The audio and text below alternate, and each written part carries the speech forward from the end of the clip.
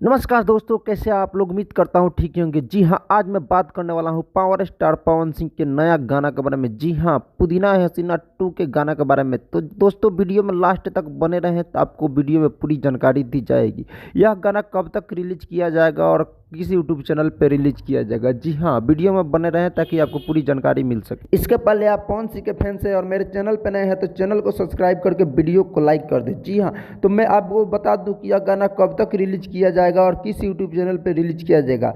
तो आपको मैं बता दूं कि यह गाना रिलीज कर दिया गया है वेब म्यूजिक के ऑफिशियल यूट्यूब चैनल पे। आप जाके इस गाना को सुन सकते हैं और देख सकते हैं। जी हाँ, पुदीना ए हसीना जैसे गाना को आपने प्यार दिया, वैसे ही पुदीना ए हसीना 2 इस गाने को बहुत ही सारा प्यार दे। ज़बरदस्त गाना यह बनाया गया है। यह नए अंदाज में बनाया है गाने को, बहुत ही ज़बरदस्त गाना है। आप अपना प्यार दुलार दें और गाना को ट्रेंड कराना है। आज ही यह गाना ट्रेंड में जाना चाहिए। जी हाँ, गाने को ट्रेंड करें। आपको क्या लगता है, गाना ट्रेंड करेगा कि नहीं करेगा? अपना राय कमेंट बॉक्स में ज़रूर दें और गाने को ट्रेंड में कराएं। मेन सेक्शन के ट्रेंडिंग में ट्रेंड करना चाहिए गाना। तो आपको ये वीडियो कैसी लगी?